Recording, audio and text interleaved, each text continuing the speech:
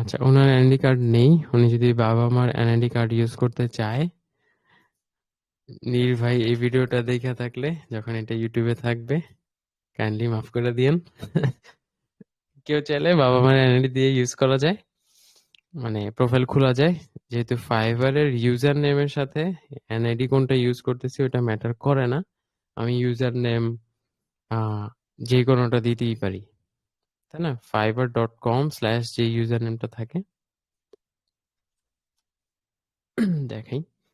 আচ্ছা, fiverr.com/ইউজার নেম যেটা থাকে এটার সাথে এনআইডির ভেরিফিকেশনের কোনো সম্পর্ক নাই।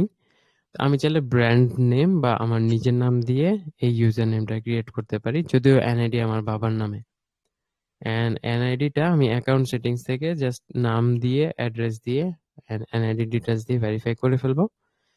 দেন ভেরিফাই হয়ে গেলে আমি চাইলে ভেরিফাই হওয়ার আগে একটা লোগো ইউজ করতে পারি প্রোফাইল পিকচার হিসেবে, অথবা আমি আমার ফটোই দিতে পারি। ফটো ম্যাটার করে না এনআইডি ভেরিফিকেশনে, আপাতত এখন পর্যন্ত ম্যাটার করছে না।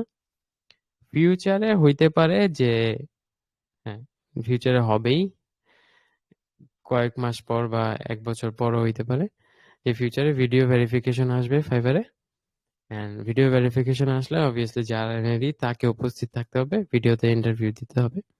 এই জন্য আমি পার্সোনালি সাজেস্ট করি ফ্যামিলি মেম্বার কারো এনআইডি ইউজ করা, যাতে সে তাকে যেন শিখিয়ে দিলে আপনি তার থেকে অ্যান্সার বলতে পারেন ফাইবার সাপোর্টে, তাই না?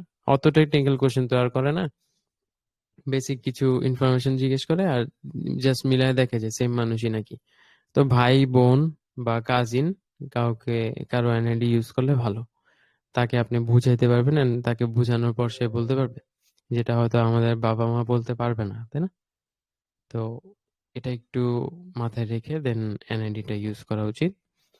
কিন্তু যেহেতু ভেরিফিকেশনের জন্য মেইল আসে বা নোটিফিকেশন আসে অনেকদিন পর, বা কারো কারো আসেই না, সেই ক্ষেত্রে আমি আমার ইচ্ছা মতো ইউজার নেম দিয়ে ইচ্ছা মতো প্রোফাইল পিকচার দিয়ে চালাতে থাকতে পারি। দেন ভেরিফিকেশনের আগে ওই জিনিসগুলো ওইভাবে সেট করে প্রোফাইলের এডিট অপশনে গিয়ে আমি আমার ডিটেলস গুলো আপডেট করে দেন যারা এনআইডি ইউজ করবো ওর নাম টাম দিয়ে আমি ভেরিফাই করতে গেলাম ফোন দিয়ে। এই